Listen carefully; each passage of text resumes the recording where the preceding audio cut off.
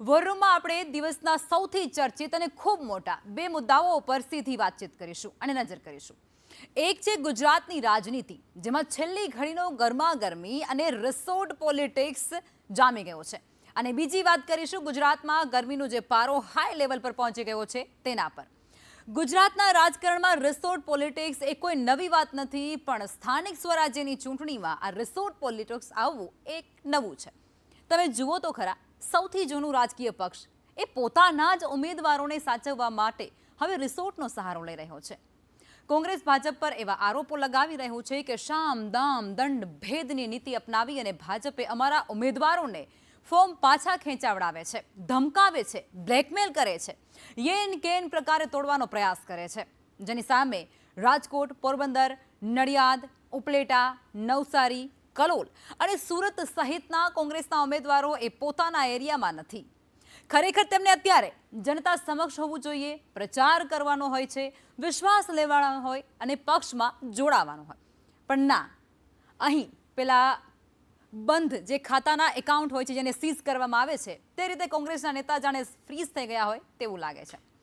કોંગ્રેસના આક્ષેપ કંઈક એવા છે કે તેમના જે ઉમેદવારો છે તેમને તોડવાનો પ્રયાસ છે અને બાદમાં ભાજપ પર ક્યાં ઓછું ઉતરવાનું છે તેણે પણ વળતો જવાબ આપ્યો છે અને સડસડતો જવાબ આપ્યો છે.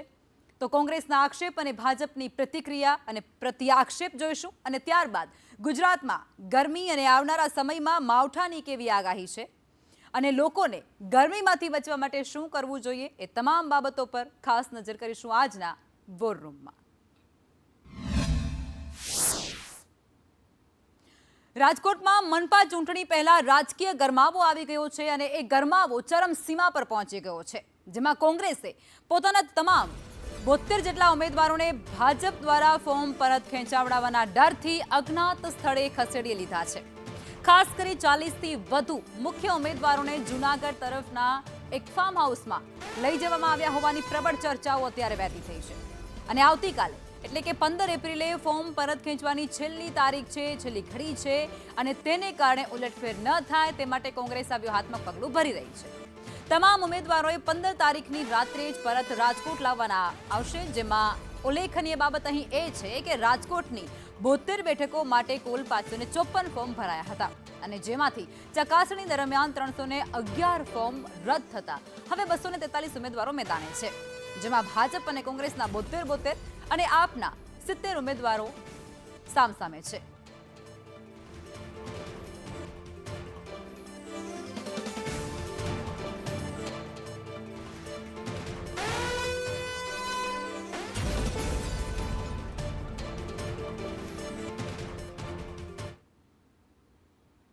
રાજકીય ગરમાવો અત્યારે આખા જ ગુજરાતમાં જોવા મળી રહ્યું છે અને રિસોર્ટ પોલિટિક્સ એ પણ અત્યારે જોવા મળી રહ્યું છે. ગ્રાફિક્સના માધ્યમથી એ સમજીએ કે કયા કયા વિસ્તારોમાં કોંગ્રેસના જે નેતાઓ છે, જે ઉમેદવારો છે, તે અત્યારે રિસોર્ટમાં છે. વડોદરા છે, અમદાવાદ છે, સુરેન્દ્રનગર છે, મોરબી છે, આ ઉપરાંત સુરત છે અને પોરબંદર સહિતના જે વિસ્તારો છે, નડિયાદ પણ સામેલ છે. નડિયાદની અંદર ઉપરાંત નવસારીની અંદર પણ કોંગ્રેસના જે ઉમેદવારો છે તેમને રિસોર્ટમાં કોંગ્રેસ દ્વારા રાખવામાં આવ્યા છે, કારણ કે ભાજપનો ડર છે કે ભાજપ તેમના ઉમેદવારોને તોડી લેશે.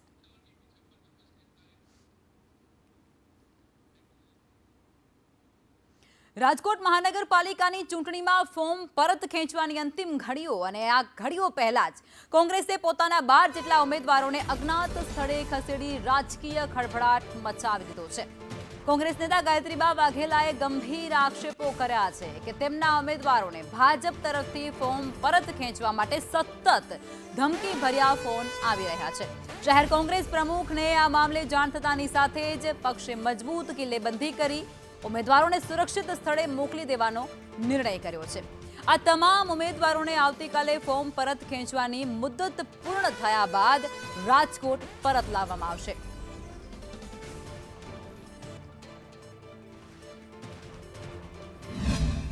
ભારતીય જનતા પાર્ટી એ સત્તાને સર્વસ્વ માને છે.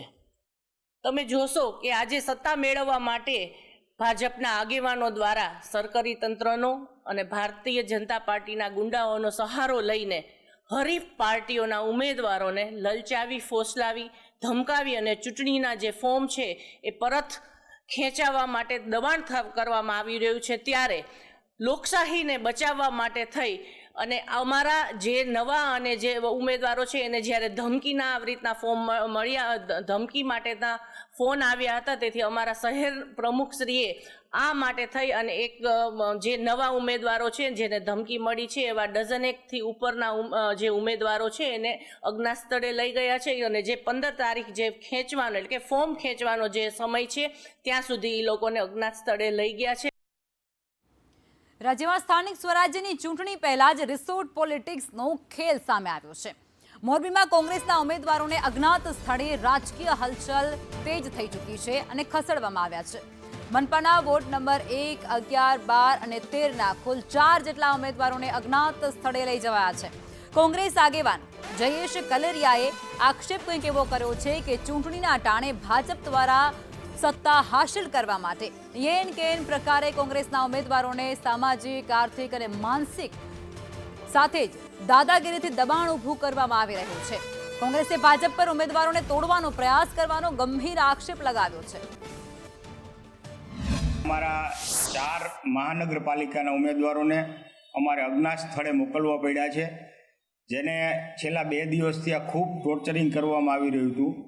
ત્યારે આજે ભાજપ સત્તાના મોહમાં પ્રજાને પોતાનો મતનો અધિકાર છીનવી અને પોતાની તાકાતથી પ્રજા પાસે મત માંગવા ન જવા પડે અને તાકાતથી, પૈસાથી, સત્તાથી સીધી સત્તા હાંસલ કરી લેવી છે.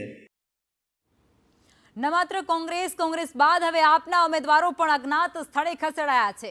કોંગ્રેસ બાદ આમ આદમી પાર્ટીને પણ ભાજપનો ડર સતાવે છે. લોભ, લાલચ તેમજ યેન કેન પ્રકારે ડરાવવાનો પ્રયાસ થઈ રહ્યો હોય તે પ્રકારના આપ દ્વારા પણ ભારતીય જનતા પાર્ટી પર આક્ષેપો થઈ રહ્યા છે. ઉમેદવારી પાછી ખેંચવા માટે ડરાવવામાં આવ્યા હોય તે પ્રકારના આક્ષેપો થઈ રહ્યા છે. 40 કરતાં પણ વધુની ઉમેદવારી પાછી ખેંચાવવાના પ્રયાસનો આરોપ આમ આદમી પાર્ટીએ ભાજપ પર લગાવ્યો છે. ફોર્મ પરત ખેંચવાની મુદત પૂર્ણ થયા બાદ ઉમેદવારોને પરત લાવવામાં આવશે.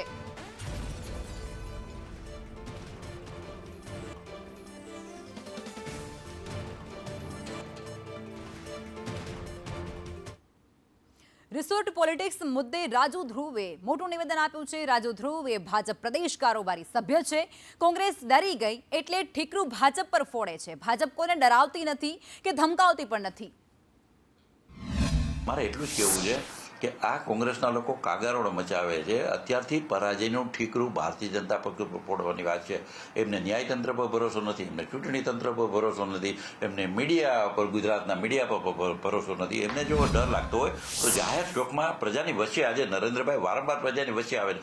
અરે અમે પોતે રાજકોટના ટેબલ ચોકમાં સભા ભરેલીને અમારા ઉમેદવારો રજૂ કરેલા. પરાજય ભાળી ગઈ છે એટલે અત્યારથી આ પ્રકારના ત્રાકા ચાલુ કરી દીધા છે. નહીંતર મને કહેતા દુઃખ થાય છે કે કોંગ્રેસ જેવો 115-20 વર્ષ જૂનો રાજકીય પક્ષ કે જેણે એટલી સત્તા ભોગવી છે, આ તો જાણે પરિવારની જાગીર હોય. કોઈ જ પ્રકારની કાર્ય કરવાની ક્યારેય જરૂરત રહેતી નથી, કારણ કે અમારી પાસે કાર્યકર્તાઓનો એવો સમૂહ છે કે જે ભારતીય જનતા પાર્ટીની માટે નિષ્ઠાથી કામ કરે છે. લોકોનો પ્રેમ અમારી સાથે છે, લોકોનો સ્નેહ અમારી સાથે છે, લોકો અમારામાં ભરોસો કરે છે. માટે આવું કંઈ પણ કાર્ય કરી અને અમારે કોઈ પણ અમારી લીટી નાની નથી કરવી. અમે અમારી લીટી મોટી કરવામાં માનીએ છીએ અને એટલા માટે હું સ્પષ્ટપણે કહું છું કે આવા આક્ષેપો તદ્દન ખોટા છે. હાલની જે સાંપ્રત પરિસ્થિતિ છે ત્યારે ભારતીય જનતા પાર્ટી દ્વારા કોંગ્રેસના ઉમેદવારોને ડરાવવાનું અભિયાન, કોંગ્રેસના ઉમેદવારોને ધમકાવવાનું અભિયાન, કોંગ્રેસના ઉમેદવારોને ખરીદ ફરોખથી ખરીદવાનું અભિયાન, ગુજરાત રાજ્યના મતદારોનું મતદાનનો અધિકાર છીનવવાનું અભિયાન અને હવે ગુજરાતની જનતા એક નવું અભિયાન લઈને આવશે કે ભાજપ ભગાવો અભિયાન. તૈયાર રહે ભાજપ કે ગુજરાતની જનતા આવી રહી છે. તમે ગુજરાતની જનતાનો લોકતાંત્રિક હક, મતદાનનો અધિકાર જે સંવિધાને આપેલો છે એ છીનવવાનું પાપ કરી રહ્યા છો. એક તરફ ઉમેદવાર શોધો અભિયાન ચલાવ્યું, હવે કોંગ્રેસ ઉમેદવાર સંતાડો અભિયાન ચલાવી રહ્યું છે. કદાચ રાજનીતિક ઇતિહાસમાં એવી કેવી નબળી પાર્ટી બની ગઈ છે કે એને ઉમેદવાર મળતા નથી ને ઉમેદવાર સંતાડવા પડે છે. હજુ ચૂંટણી બાકી છે. અને મને ચોક્કસ ખાતરી છે કે જ્યારે ચૂંટણી પતી જશે 28મે કાઉન્ટિંગના દિવસે કોંગ્રેસ સંતાડો અભિયાન ચલાવશે, કારણ કે વાસ્તવમાં કોંગ્રેસને 10% સીટો પણ ગુજરાતમાં મળે એ પ્રકારની પરિસ્થિતિ નથી.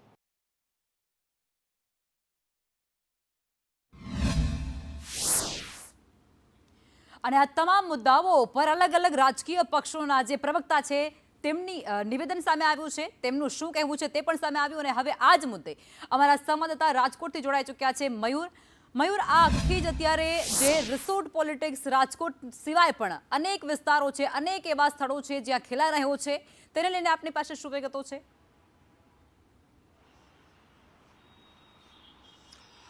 બિલકુલ લખમા, જે પ્રકારે નિલેશ કુંભાણીનો દાખલો હતો તેનાથી કોંગ્રેસ અને અન્ય રાજકીય પક્ષો છે દાઝી ગયા છે. તેમને ખબર છે કે ચૂંટણી અંદર કાંઈ પણ થઈ શકે છે ને એટલા માટે જ કે જે નબળા ઉમેદવારો છે અથવા તો જેમને ડરાવી ધમકાવી શકાય છે અથવા તો તેમને 24 કલાક માટે ગાયબ કરી શકાય છે, આ પ્રકારના ઉમેદવારો છે તેના ઉપર માર્કર મૂકી દીધા હતા ગઈકાલે. અને ત્યારબાદ રાજકોટ શહેર પ્રમુખ છે તે 40 એવા ઉમેદવારોને લઈને ગુપ્ત સ્થળે ફાર્મ હાઉસ ખાતે પહોંચી ગયા હતા. ત્યાંથી તેમણે વિડીયો પણ જારી કર્યો છે કે અમારા તમામ ઉમેદવારો અમારી સાથે છે કે જેમના ઉપર દબાણ લાવી શકાય, જેમને ડરાવી શકાય, ધમકાવી શકાય અથવા તો કોઈ આર્થિક લાલચ આપી શકાય. આ પ્રકારના 40 જેટલા ઉમેદવારો છે એ કોઈ પણ પ્રકારની લાલચમાં કે પછી દબાણવશ ન થાય એના માટે આવતીકાલે એટલે કે બુધવારે રાતના 8 વાગ્યા સુધી તેમને એક જ સ્થળે રાખવામાં આવશે.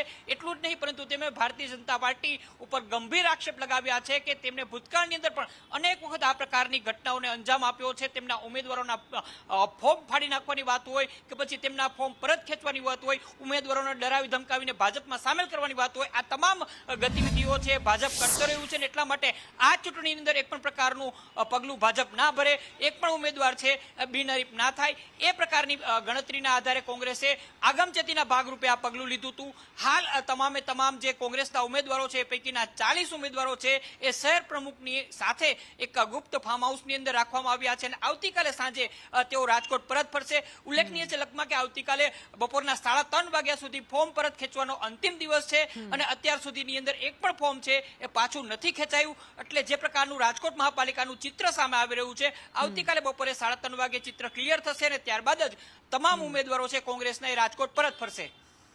મયુર, અત્યારે જે ઉમેદવારો છે તેમનો સમય એવો છે કે તે જનતા સમક્ષ જાય, જનતા પાસે જાય, પોતાને વિશ્વાસ જનતા તેમના પક્ષ પર મૂકે, એ બધી બાબતો કરવાનો અત્યારે સમય છે. પણ કમનસીબી આપણી એ છે કે સ્થાનિક સ્વરાજ્યની ચૂંટણીમાં પણ રિસોર્ટ પોલિટિક્સ ઘૂસી ગયું છે. આપણે લોકસભામાં ને જોતા હોઈએ છીએ વિધાનસભામાં, પણ હવે સ્થાનિક સ્વરાજ્યની ચૂંટણીમાં પણ એ હદે રિસોર્ટ પોલિટિક્સ ઘૂસી ગયું છે. બિલકુલ લખમાં, જે પ્રકારની ગતિવિધિ છેલ્લા 5-6 વર્ષની અંદર ગુજરાતના રાજકારણમાં હોય, દેશના રાજકારણની અંદર થઈ, એ તમામ ગતિવિધિઓથી બોધપાઠ કોંગ્રેસ લેતું હોય એ પ્રકારની વિગતો સામે આવી રહી છે. એક તરફ કોંગ્રેસ પોતાના ઉમેદવારોને બચાવવા માટેની આ રણનીતિ ઉપર આગળ વધી રહ્યું છે, તો બીજી તરફ રાજકોટની અંદર ચાહે હોય કે પછી સૌરાષ્ટ્રમાં ક્યાંય પણ ગઈકાલે એક સાથે તમામ વિસ્તારોની અંદર ભાજપના કાર્યાલયો ખુલ્યા હતા. પ્રથમ સભા પણ ભાજપે યોજી લીધી હતી, પોતાના કાર્યકર્તાઓની સાથે સાથે જનતાને પણ તેમણે સંબોધી દીધી હતી. એટલે ભારતીય જનતા પાર્ટી છે એક તરફ પ્રચાર માટે જઈ રહી છે, લોકોની વચ્ચે જઈ રહી છે, બીજી તરફ કોંગ્રેસને પોતાના ઉમેદવારો છે બચાવવામાં પડી રહ્યા છે. રિસોર્ટ પોલિટિક્સ છે એ કરવી પડી રહી છે. ભૂતકાળની અંદર રાજ્યસભાની જ્યારે ચૂંટણી હતી ત્યારે પણ આ જ પ્રકારનું ધારાસભ્યો સેવિંગ અભિયાન છે કોંગ્રેસે ચલાવ્યું હતું. રાજ્યસભાની ચૂંટણીની અંદર ક્રોસ વોટિંગ ના થાય, ધારાસભ્યોએ પાર્ટી ના બદલે એ માટે પણ રાજકોટની અંદર એક ફાર્મ હાઉસની અંદર ધારાસભ્યોને લાવવામાં આવ્યા હતા. એમાંથી એક ધારાસભ્ય, જસદણના ધારાસભ્ય હતા ભોળાભાઈ, એ છટકી ગયા હતા અને ત્યારબાદ તેમને પક્ષ પલટો કર્યો હતો. આ બધી જ ઘટનાઓ છે તેનાથી કોંગ્રેસ છે તે સબક લઈ રહી છે અને પોતાની જે સંપત્તિ ઉમેદવારોના રૂપમાં છે તેને બચાવવા માટેની કોશિશ કરી રહી છે. જી બિલકુલ મયુર, આપ જોડાયા તે બદલ આપનો આભાર.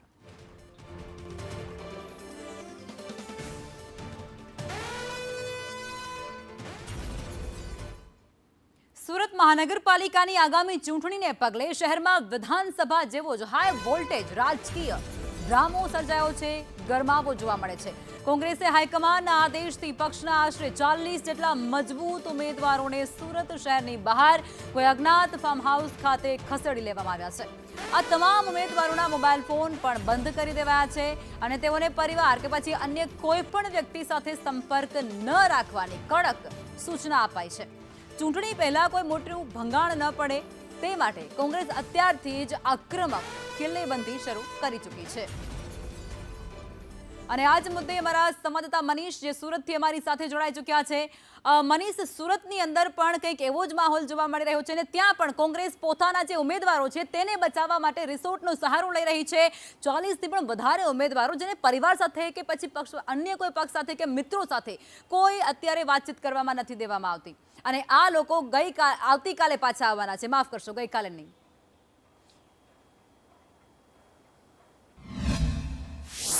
બિલકુલ વાત કરીએ તો જે રીતના સુરત શહેરમાં જે લોકસભાની અંદર નિલેશ કુંભાણીની જે ઘટના બની હતી, નિલેશ કુંભાણી પાર્ટ 2 નહીં બને એને માટે કોંગ્રેસ છે તે સતત પ્રયત્ન કરી રહી છે. કોંગ્રેસ શહેર પ્રમુખ આ બાબતે સત્તાવાર કઈ રીતે પણ બોલવા તૈયાર નથી, પણ આટકત રીતે કહી રહ્યા છે કે તેમના કેટલાક જે કેન્ડિડેટ છે, જે ઉમેદવાર છે તેને ફાર્મ હાઉસની અંદર લઈ જવામાં આવ્યા છે. આશરે 40 જેટલા જે કેન્ડિડેટ છે તેને ફાર્મ હાઉસમાં લઈ જવામાં આવ્યા છે. મહત્વની વાત એ છે કે તેમણે એમ પણ કહ્યું હતું કે પોલીસ અને ખાનગી વ્યક્તિઓ દ્વારા તેમને ફોન કરવામાં આવે છે, સતત હેરાન પરેશાન કરવામાં આવે છે, જેથી કરીને જે મજબૂત દાવેદારો છે તે જે કહેવાય કે પક્ષ પલટું નહીં કરે, ફોર્મ પાછું નહીં ખેંચે, તેના તમામ જે પ્રયત્ન છે તે કરવામાં આવી રહ્યા છે. સાથે જ વાત કરીએ તો સુરતથી 100 કિલોમીટર દૂર એક ફાર્મ હાઉસ છે, ત્યાં આગળ આ તમામ જે કેન્ડિડેટને છે રાખવામાં આવ્યા છે. સાથે જ વાત કરીએ તો તમામ જે કેન્ડિડેટ છે તે ક્યાંક ને ક્યાંક ગભરાયા હોય અને જે કહેવાય કે પક્ષે તેની સહી સલામતી માટે આ પ્રકારના જે કહેવાય કે નિર્ણયો છે તે લીધા છે. સાથે જ વાત કરીએ તો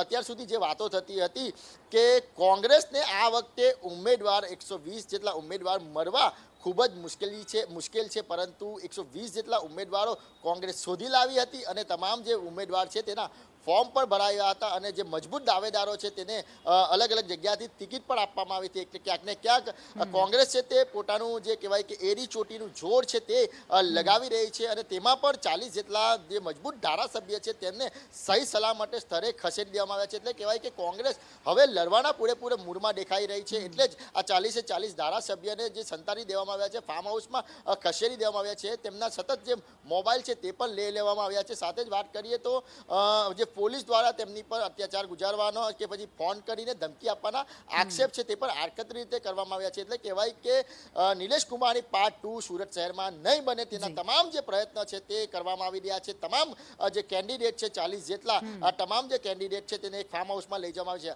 અન્ય કેન્ડિડેટ જે બચ્યા છે 80 જેટલા તેને અત્યારે જે તેઓ પણ જોરશોરથી જે કહેવાય કે પાર્ટી માટે પ્રચાર કરી રહ્યા છે, વોટ માંગી રહ્યા છે. એટલે કહેવાય કે સુરત શહેરની અંદર કોંગ્રેસ તૂટે નહીં, કોંગ્રેસના કોઈ ઉમેદવારને ડરાવે ધમકાવે નહીં કે તેઓ ફોર્મ પાછું નહીં ખેંચે, ત્યારે તેનો માસ્ટર પ્લાન છે તે આ વખતે બનાવવામાં આવ્યો છે અને તમામ જે 40 જે કેન્ડિડેટ છે, જે ઉમેદવારો છે કોર્પોરેશન, તેને સહી સલામતે સ્થળે ખસેડી દેવામાં આવે છે. ત્યારે જોવું રહ્યું કે હવે આ કેન્ડિડેટ ક્યારે જે કહેવાય કે પ્રજા સમક્ષ આવે છે, એટલે મનીષા સૌથી જૂની દેશની સૌથી જૂની પાર્ટી કોંગ્રેસ છે અને કોંગ્રેસને અત્યારે પોતાના ઉમેદવારો બચાવવાની ફરજ પડી રહી છે. એ કોંગ્રેસ માટે પણ ખૂબ ખરાબ બાબત આપણે ગણાવી શકીએ છીએ, કારણ કે આ સ્થાનિક સ્વરાજ્યની ચૂંટણી અને તેની અંદર પણ જો એમને પોતાના ઉમેદવારોને બચાવવા પડે ભારતીય જનતા પાર્ટીના દાવમાં કે ભાઈ ધમકીમાં ન આવી જાય, એ વાત એમના માટે પણ વિચારવા લાયક છે. આપ અમારી સાથે જોડાયા, આભાર.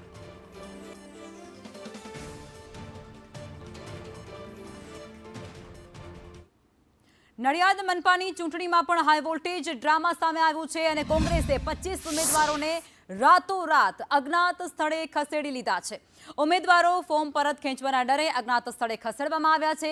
50માંથી 25 ઉમેદવારો એ ફૂટવાના ડરે રાતોરાત ખસેડી લેવામાં આવ્યા છે, જેમાં સરોજબેન મેકવાન, કલ્પેશ પ્રજાપતિ સહિતનાઓ 25 જે ઉમેદવારો છે તેમને અજ્ઞાત સ્થળો પર ખસેડવામાં આવ્યા છે.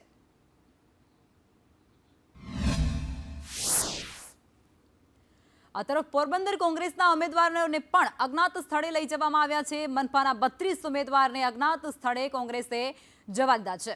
ભાજપે તોડવાનો પ્રયાસ કર્યા હોવાનો આરોપ પણ કોંગ્રેસે લગાવ્યો છે અને આવતીકાલે કોંગ્રેસી જે ઉમેદવારો છે તેમને પરત બોલાવવામાં આવશે.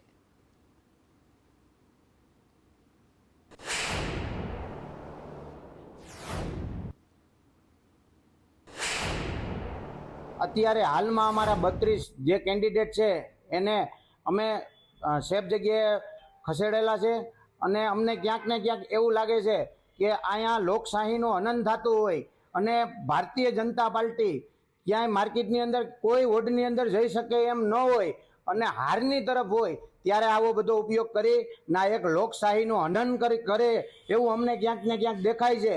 આજે અમારા 32 ઉમેદવાર જીતવાના છે, કોંગ્રેસની મહાનગરપાલિકા બનાવવાના છે. એમને પૂરેપૂરી ખબર છે વોર્ડની અંદર મત માગવા જઈ શકે તેમ નથી, એટલે એ આવું ક્યાંક ને ક્યાંક કરી અને બિનહરીફ કરાવવાના પ્રયાસો કરી રહ્યા છે. ત્યારે આજે અમારા 32 કેન્ડિડેટ સેફ જગ્યાએ છે. રાજ્યમાં સ્થાનિક સ્વરાજ્યની ચૂંટણીને લઈ અને માહોલ ગરમાઈ ચૂક્યો છે, રાજનીતિ એ ગરમાઈ ચૂકી છે. શહેરોમાં રિસોર્ટ પોલિટિક્સ શરૂ થઈ ચૂક્યો છે. સુરત અને રાજકોટના ઉમેદવારોને કોંગ્રેસ રિસોર્ટમાં લઈ ગઈ છે. સુરેન્દ્રનગર અને મોરબીમાં પણ રિસોર્ટમાં લઈ જવાયા છે. કોંગ્રેસી ઉમેદવારોને ભારતીય જનતા પાર્ટી ન તોડે તે માટે કોંગ્રેસ દ્વારા તેમને રિસોર્ટમાં લઈ જવામાં આવ્યા છે, ફાર્મ હાઉસમાં લઈ જવા પડી રહ્યા છે. ઉમેદવારોને અજ્ઞાત સ્થળે ખસેડ્યા છે. અને આ જ મુદ્દે અમારા સંવાદદાતા નિર્મલ દવે જે અમારી સાથે લાઈવ જોડાઈ ચૂક્યા છે. નિર્મલ, કોંગ્રેસની અંદર અત્યારે કઈ પ્રકારની સ્થિતિ ઊભી થઈ છે તમે એ જુઓ. માત્ર એક રાજકોટ કે સુરત નહીં, કલોલ હોય ગાંધીનગરનું કે પછી મોરબી હોય કે પછી અલગ અલગ વિસ્તારો હોય, નવસારી હોય, નડિયાદ હોય, આ તમામ જગ્યાઓ પર કોંગ્રેસને શું કામ પોતાના ઉમેદવારોને રિસોર્ટમાં લઈ જવાની ફરજ પડી છે? શું એટલો ભરોસો નથી રહ્યો તેમને પોતાના ઉમેદવારો પર?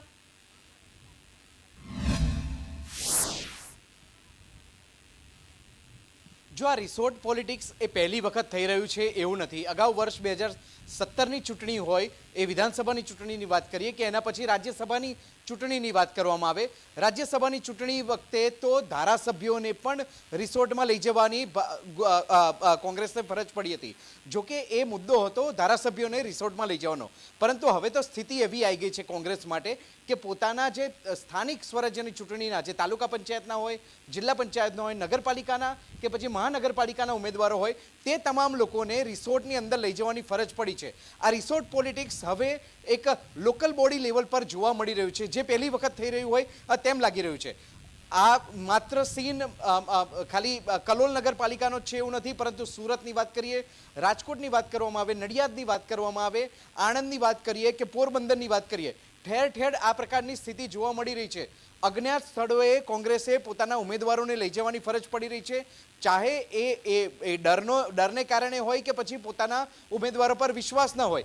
પરંતુ સ્થિતિ અત્યારે કોંગ્રેસ માટે એવું છે કે પોતાના ઉમેદવારોને છુપાવીને રાખવા પડે છે, પોતાના ઉમેદવારોને નજરકેદ કરવા પડી રહ્યા છે, પોતાના ઉમેદવારો પર નજર રાખવી પડી છે કે ક્યાંક તેઓ પક્ષ પલટો ન કરી લે અથવા તો ફોર્મ પાછું ન ખેંચી લે. આવતીકાલે ફોર્મ પરત ખેંચવાનો છેલ્લો દિવસ છે અને છેલ્લા દિવસે કોંગ્રેસ પોતાના ઉમેદવારોને ફોર્મ પરત ખેંચવાની પ્રક્રિયા પૂર્ણ થઈ જાય ત્યારબાદ તેઓ પરત બોલાવવાની છે. એટલે આમ ઉમેદવારો પર ક્યાંક અવિશ્વાસ પણ જોવા મળી રહ્યો છે, અથવા તો ક્યાંક કોંગ્રેસને ડર પણ બેસી ગયો છે કે તેમનો ઉમેદવાર તેમની સાથે ક્યાંક વિશ્વાસઘાત ન કરે, તેમના ઉમેદવાર સાથે કોઈ વિશ્વાસઘાત ન થાય, તે પ્રકારનો ડર પણ કોંગ્રેસને બેસી ગયો છે. કોંગ્રેસનું એક ડેલિગેશન અત્યારે રાજ્ય ચૂંટણી આયોગને પણ મળવા આવ્યું હતું. રાજ્ય ચૂંટણી આયોગ કમિશનરને પણ તેમણે રજૂઆત કરી છે. કોંગ્રેસનું કહેવું છે કે તેમના દ્વારા વિવિધ પુરાવાઓ રાજ્ય ચૂંટણી આયોગ કમિશનરને આપવામાં આવ્યા છે. આ પુરાવાઓની અંદર નામજોગ અધિકારીઓ વિરુદ્ધ ફરિયાદ કરવામાં આવી છે.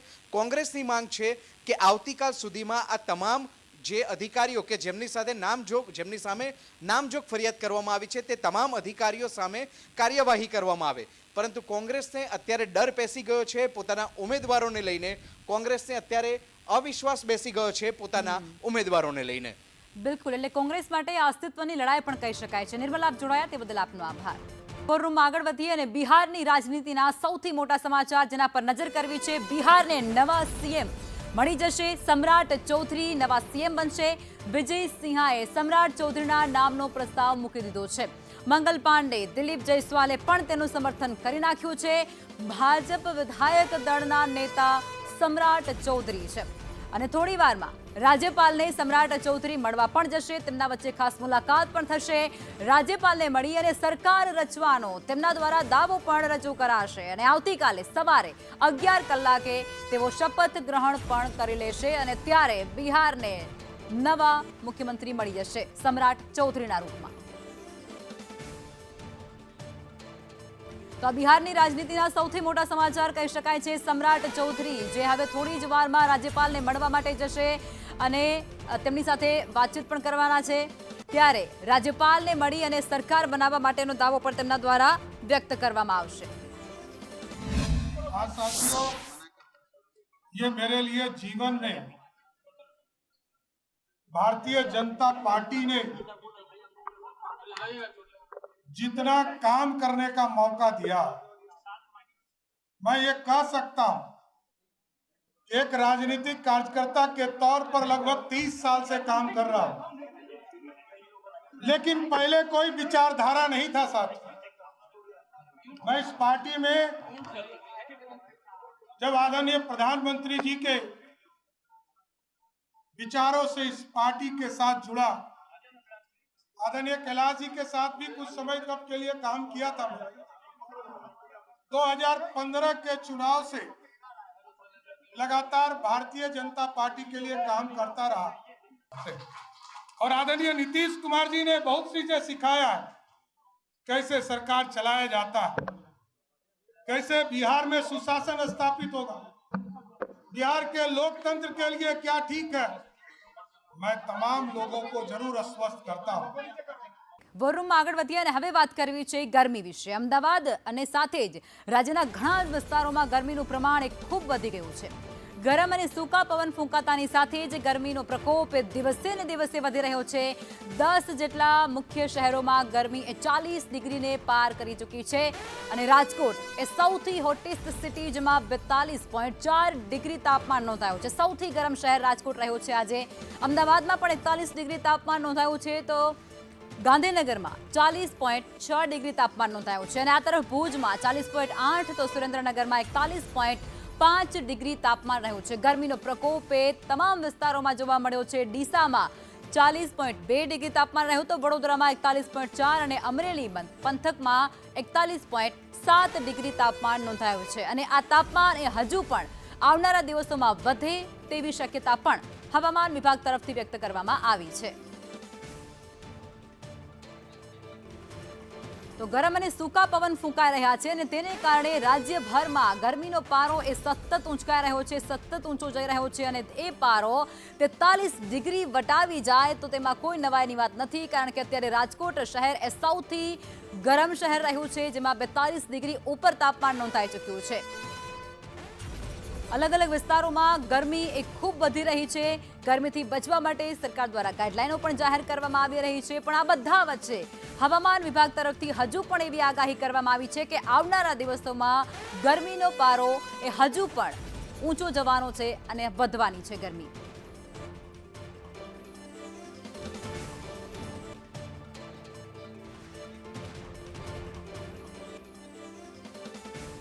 અને આ જ મુદ્દે અલગ અલગ શહેરોમાંથી અમારા સંવાદદાતા જે અમારી સાથે જોડાઈ ચૂક્યા છે, જેમાં રાજકોટથી મયુર જોડાયા છે અને વડોદરાથી કૃણાલ જોડાયા છે, તો સુરતથી મનીષ અમારી સાથે જોડાયેલા છે।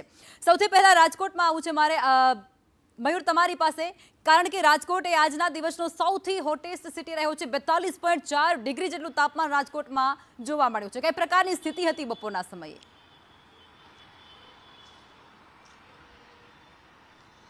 લખમાં રાજકોટની અંદર બપોરના લગભગ 2 વાગ્યાના અરસાની અંદર આ તાપમાન નોંધાયું છે। અત્યારે પણ 38 ડિગ્રી જેટલું તાપમાન છે રાજકોટના ટેમ્પરેચરની અંદર અત્યારે નોંધાઈ રહ્યું છે। 37.5 જેટલી ડિગ્રી છે એ અત્યારે બતાવી રહ્યું છે, પરંતુ બપોરના 42.5 છે એ સુધી તાપમાન રાજકોટના અલગ અલગ વિસ્તારની અંદર, ખાસ કરીને જે પીક પોઈન્ટ વાળા વિસ્તાર છે ત્યાં જોવા મળ્યું હતું। રાજકોટ શહેરની સાથે સાથે સૌરાષ્ટ્રના જો તાપમાનની વાત કરીએ તો સૌરાષ્ટ્રભરની અંદર આજનો દિવસ સૌથી ગરમ નોંધાયો છે। એટલું જ નહીં, પરંતુ લોકો છે એને ખાસ એવી મુશ્કેલી બપોરના સમયે જોવા મળી હતી।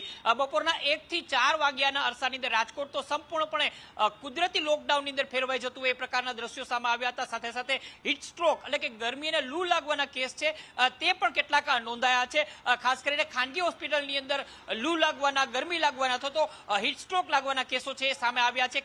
સરકારી હોસ્પિટલ છે તેની અંદર પણ કેટલાક કેસો સામે આવ્યા છે। 108 છે તેને પણ આ પ્રકારની ફરિયાદો છે તે જોવા મળી છે કે બપોરના ગરમી લાગવાના કારણે જે પ્રકાર મુશ્કેલીઓ પડતી હોય છે, જનજીવન પ્રભાવિત થતું હોય છે, એ પ્રકારની સ્થિતિ રાજકોટની અંદર જોવા મળી હતી। આજે ને આવતીકાલે આટલો જ ગરમ દિવસ છે એ રાજકોટનો રહેવાનો છે એ પ્રકારની હવામાન વિભાગની આગાહી છે।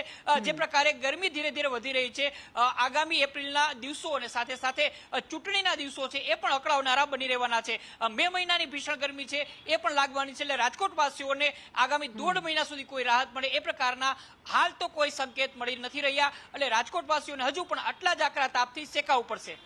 બિલકુલ. અને હવે મનીષ, સુરતની અંદર રાજકીય માહોલ તો ગરમાઈ ચૂક્યો છે, પણ ગરમી પાછી પાણી નથી કરતી. તો તમે સુરતની અંદર પણ એટલો તાપમાન વધી ગયો છે કે લોકો બપોરના સમયે ઘરથી બહાર નીકળવાનું ટાળી રહ્યા છે.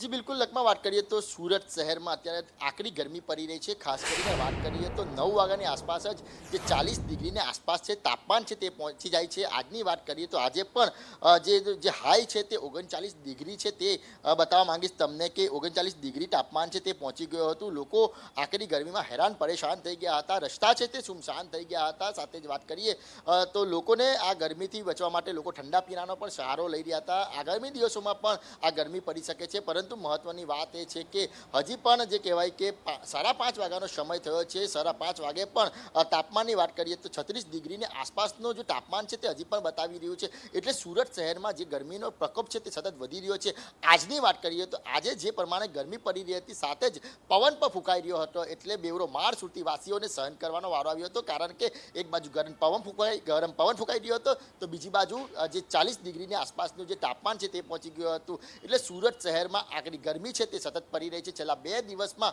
આ કહેવાય કે 40 ડિગ્રીની આસપાસ તાપમાન ચાલી રહ્યું છે. લોકો હેરાન પરેશાન થઈ રહ્યા છે. સુરતના રસ્તા છે તે સુમસામ થઈ રહ્યા છે.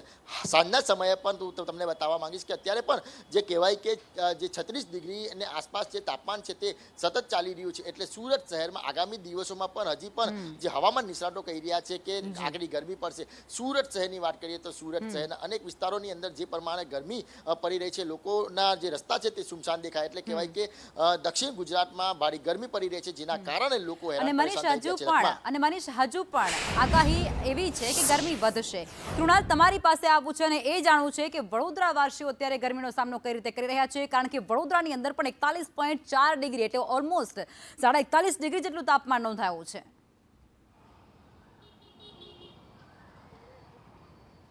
લખમાં વડોદરાની પરિસ્થિતિ એ છે કે જ્યારે સૂર્ય મધ્યાહને આવે છે ત્યારે 41 ડિગ્રી તાપમાન હોય છે. અને આપને બતાવીશ કે હાલમાં પણ જે તાપમાન છે તે 38 ડિગ્રી છે. એટલે કે મધ્યાહન એટલે કે 2 વાગે લગભગ 41 ડિગ્રી જ્યારે તાપમાન હોય, તો જ્યારે 5:30 વાગ્યાનો સમય હોય ત્યારે સામાન્ય પરિસ્થિતિમાં 5 થી 6 ડિગ્રીનો ઘટાડો થવો જોઈએ. પરંતુ હાલ જે રીતે આ ગરમીનો માહોલ વધતો જઈ રહ્યો છે, એટલે 2 કે 3 ડિગ્રીનો જ ફરક જોવા મળી રહ્યો છે. અને જે રીતે પવન પણ ફૂંકાઈ રહ્યા છે તે પણ ગરમ ફૂંકાઈ રહ્યા છે. અને તેના કારણે આજે રાવપુરા વિસ્તાર સૌથી વ્યસ્ત વિસ્તાર છે.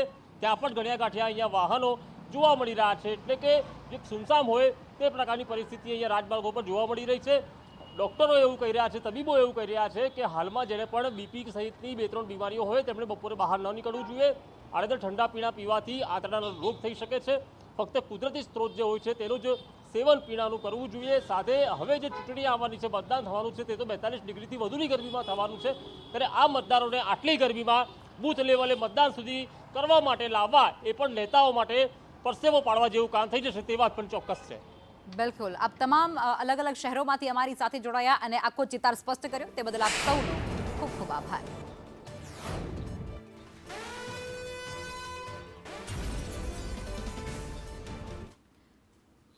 વડોદરામાં એક ખૂબ ગરમી પડી રહી છે. વડોદરા વાસીઓને ગરમીથી બચવા માટે શું કરવું તેને લઈને તબીબ દ્વારા સલાહ આપવામાં આવી છે. આઈસીયુ નિષ્ણાંત ડોક્ટર જયેશ રાજપુરા એમનું નિવેદન સામે આવ્યું છે. હીટ વેવમાં 40% કેસ એ હિસ્ટ્રોકના આવે છે. બીમારીઓમાં ધરાવતા જે વ્યક્તિઓ છે, જે લોકો છે, તેમને પોતાના ઘરથી બહાર બપોરના સમયે તો ન જ નીકળવું જોઈએ તેવી સલાહ પણ તેઓ આપી રહ્યા છે. આ સાથે જ આડેધડ ઠંડા પીણાનું સેવન પણ ન કરવું જોઈએ. આ સાથે જ ઠંડા પીણામાં કેફીન અને પેસ્ટિસાઇડ મળી આવે છે, જે સ્વાસ્થ્ય માટે ખૂબ જ નુકસાનકારક છે. ઠંડા પીણાથી આંતરડાના રોગ પણ વધી શકે છે. અને જીમમાં કેપેસિટી કરતાં વજન પણ વધારે ન ઊંચકવું જોઈએ તેવો યુવાનો માટે તેઓ કહી રહ્યા છે. સ્ટ્રેસ વર્ક કરનારે પણ બપોરે પોતાનું કામ કરવું ટાળવું જોઈએ. આ સલાહ છે તે તમામ વ્યક્તિઓને ડોક્ટર નિષ્ણાંત દ્વારા આપવામાં આવી રહી છે.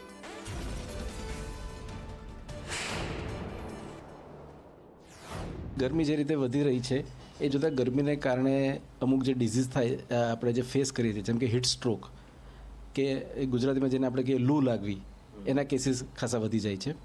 ઠંડા પીણામાં જે અત્યારે બોટલમાં ઠંડા પીણા મળી રહ્યા છે એ બધામાં કેફીનનું પ્રમાણ વધારે હોય છે, શુગરનું પ્રમાણ વધારે હોય છે. ઘણી વખત તો અમુક રિપોર્ટ એવા છે કે જેમાં પેસ્ટિસાઇડનું પ્રમાણ વધારે હોય છે. તો ડેફિનેટલી એ આપણા આંતરડાને આપણા શરીર માટે ખૂબ જ જોખમકારક છે. ઠંડા પીણાનો ઉપયોગ બને ત્યાં સુધી કરવું નહીં. ઠંડા પીણામાં નેચરલ ઠંડા પીણા છે, જેમ કે લીંબુનું શરબત છે, ઓરેન્જ જ્યુસ, લેમન જ્યુસ છે, પાઇનેપલ જ્યુસ છે, તો આવા જે ફ્રૂટના જ્યુસ છે જે નેચરલ છે એનો ઉપયોગ વધારે કરવો જોઈએ. આ ભીષણ ગરમી વચ્ચે કમોસમી વરસાદની આગાહી થઈ છે. હવામાન વિભાગ તરફથી કમોસમી વરસાદને લઈ આગાહી વ્યક્ત કરાઈ છે. 19 અને 20 એપ્રિલે સામાન્ય વરસાદ રહે તેવી આગાહી છે. એમાં અમરેલી, ભાવનગર અને સાબરકાંઠામાં સામાન્ય વરસાદ થઈ શકે છે, તો અરવલ્લી, દાહોદ અને મહીસાગરના ઘણા વિસ્તારોમાં વરસાદની શક્યતા છે. ગુજરાતમાં વરસાદ એ સામાન્યથી ઓછો થશે તેવું અત્યારે આગાહીકારો દ્વારા કહેવાય રહ્યું છે. डे 1 से लेकर डे 5 तक ड्राई वेदर प्रिवेल करेगा. डे 6 और डे 7 में आइसोलेटेड प्लेसेस पे लाइट टू मॉडरेट रेन होने का पूर्वानुमान है. दोनों रीजन में, गुजरात रीजन और सौराष्ट्र और पश्चिमी. और हम हॉट एंड ह्यूमिड कंडीशन की बात करेंगे तो डिस्कम्फर्ट कंडीशंस आने वाले 5 दिनों में बनी रहेगी due to hot and humid air के कारण. और गांधीनगर के लिए आज के लिए 40 डिग्री सेल्सियस के आसपास मैक्सिमम टेम्परेचर रहने का पूर्वानुमान है. और ओवरऑल पूरे गुजरात स्टेट में बात करेंगे तो मैक्सिमम टेम्परेचर जहाँ पे सबसे ज़्यादा रियलाइज हुआ है वो है राजकोट 42.4 डिग्री सेल्सियस. અને આ બધા વચ્ચે હવામાન નિષ્ણાંત અમરલાલ પટેલની પણ મોટી આગાહી મુજબ ગુજરાતમાં આ વર્ષે ચોમાસું એ સામાન્ય રહેશે. ખેડૂતોની ચિંતા વધી શકે છે. સામાન્ય કરતાં થોડું સારું રહેવાની શક્યતા છે. રાજ્યમાં આશરે 92% થી 98% સુધી વરસાદ પડવાની સંભાવના વ્યક્ત કરવામાં આવી હતી. ત્યારે અરબ સાગરમાં ચક્રવાત સર્જાય તો વરસાદનું પ્રમાણ એ વધી પણ શકે છે.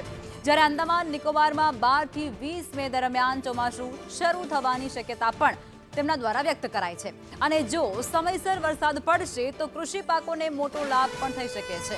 આ જો અને તોની વચ્ચેની વાતચીત છે, જેમાં સપ્ટેમ્બર અને ઓક્ટોબર દરમિયાન પાછોતરા વરસાદની પણ શક્યતા વ્યક્ત કરાય છે. આગામી ચોમાસા અંગે કડક વિતર્કો ચાલી રહ્યા છે. લગભગ અનિયમોની ઘાસતી છે. કેટલાક ઓથેનિક પેરામીટરો અંગે જોઈએ તો લગભગ અનિનો લાનિનોની અસર એક પેરામીટર છે, અને બીજા ઇન્ડિયન ઓશન ડાયપોલ તેમજ લગભગ લાનિનો, અનિનો, ઇનર ટ્રોપિકલ કન્વર્ઝન ઝોન અને એમ જેવો આ વિવિધ ઓથેનિક પેરામીટરો છે. પરંતુ આ બધા વચ્ચે અનિયમોની ઘાસતી છે, ત્યારે આગામી ચોમાસું કંઈક અંશે નબળું રહેવાની શક્યતા વચ્ચે અંગે જોવા જઈએ તો ગુજરાતનું ચોમાસું એકંદરે સારું રહેવાની શક્યતા રહેશે. અલબત્ત અલગ અલગ ભૂભાગોમાં વરસાદનું પ્રમાણ વધઘટ રહેવાની શક્યતા રહેશે. ખંડવૃષ્ટિ થવાની શક્યતા રહી શકે. પરંતુ જો અરબ સાગરમાં ચક્રવાત થાય તો એ ચક્રવાતની અસરના કારણે વરસાદ વધી પણ શકે અને ચોમાસું છેક સપ્ટેમ્બર ઓક્ટોબર સુધી ચાલવાની શક્યતા રહેશે. અને હવે જોઈએ અન્ય સમાચાર. ભરૂચના ઝઘડિયામાં કેમિકલ કંપનીમાં ગેસ લીકેજ થયા હોવાનો બનાવ સામે આવ્યો છે.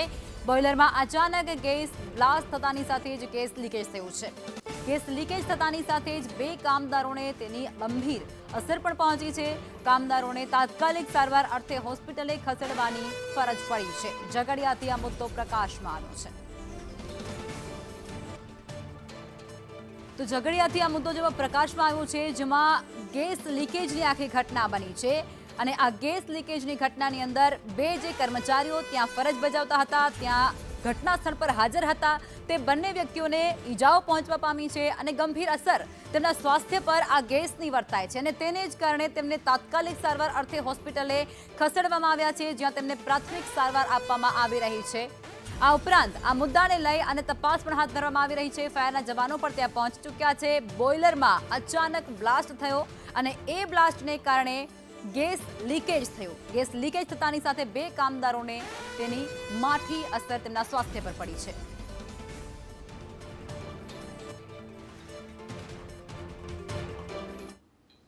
ઉપલેટામાં કોંગ્રેસના ઉમેદવારને પોતાનું ફોર્મ પરત ખેંચવા માટે ધમકી મળી છે. તાલુકા પંચાયતના ઉમેદવારને પોતાનું ફોર્મ એ પાછું ખેંચવા માટે ધમકી અપાઈ છે તેવા આરોપ, જેમાં ખારચિયા તાલુકા પંચાયતના સરોજ વિરમગામાની ફોનથી ધમકી મળ્યા હોવાનું નિવેદન સામે આવ્યું છે. કિશોર બોલું છું કહી અને તેમને ધમકી આપવામાં આવી છે. જોકે આ વાયરલ ઓડિયોની સંદેશ ન્યૂઝ પુષ્ટિ નથી કરતું. અમારા ખારચિયાના ઉમેદવાર સરોજબેન જગદીશભાઈ વિરમગામાના દેર ભરતભાઈને કોઈ મોબાઈલ નંબર ઉપરથી સરોજબેનનું ફોર્મ પાછું ખેંચી લેવા માટેનું દબાણ અને ધમકી આપ્યાનો બનાવ બનેલ છે. આ અંગે ભરતભાઈએ ભાયોદર પોલીસમાં ફરિયાદ પણ કરેલ છે. ભાજપે ચૂંટણી જીતવાને બદલે ખુલ્લી દાદાગીરી અને ધમકીઓ ભરા ફોન કરી પૈસા પણ દેવાની ઓફર કરેલ છે. આ તરફ ડાંગ જિલ્લાના નિશાણા ગામે પ્રાથમિક સુવિધાઓનો અભાવ હોવાને કારણે સ્થાનિકોએ ચૂંટણી બહિષ્કારનો નિર્ણય કરી લીધો છે. ગામમાં હર ઘર નલ અને નલ સે જલ યોજના એ માત્ર કાગળ પર રહી ગઈ હોવાનો ગ્રામજનોનું કહેવું છે.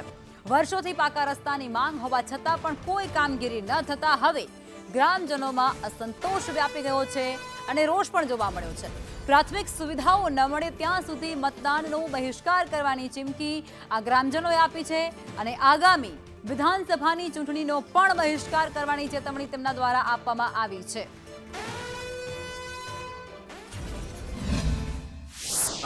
જે કામગીરી બાકી છે એ ઘણા વર્ષોથી કામગીરી કરવામાં આવેલ નથી.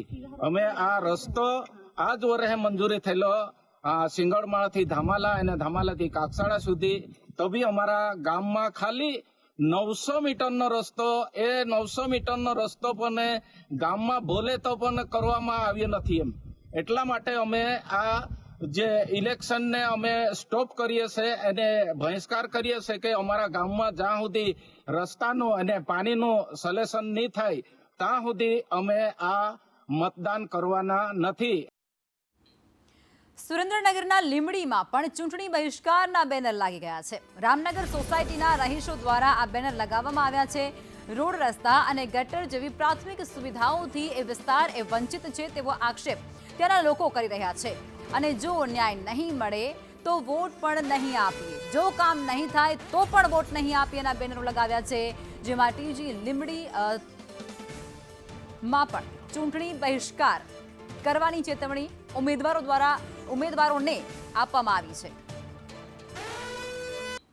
સુરતમાં કોંગ્રેસના મિશન અજ્ઞાત પર ભાજપની પ્રતિક્રિયા. ભાજપે વળતો જવાબ આપ્યો છે. ગુજરાત પ્રદેશ ભાજપ સહપ્રવક્તાનું નિવેદન સામે આવ્યું છે. સહપ્રવક્તા હેમાલી બોઘાવાળાનું નિવેદન, કોંગ્રેસને પોતાના જ ઉમેદવારો પર ભરોસો નથી, ભરોસો ન હોવાથી અજ્ઞાત સ્થળે લઈ જવામાં આવ્યા છે તેવું તેમનું કહેવું છે. ભારતીય જનતા પાર્ટીની જીત નિશ્ચિત છે, કારણ કે ભારતીય જનતા પાર્ટીનો કાર્યકર્તા બૂથ સ્તરેથી લઈને ઘર ઘર સુધી આ વિકાસની રાજનીતિને લોકો સુધી પહોંચાડી રહ્યું છે. ત્યારે કોંગ્રેસ પોતાની હાર ભાળી ગઈ છે. ભૂતકાળમાં આપણે જોયું છે કે આ સુરત શહેર કોંગ્રેસ મુક્ત સુરત શહેર હતું અને એટલા જ માટે આજે કોંગ્રેસના નેતાઓ પાયાવિહોણા આક્ષેપો કરી રહ્યા છે. કોંગ્રેસ પાસે નથી કોઈ કાર્યકર્તા કે નથી કોઈ ઉમેદવાર.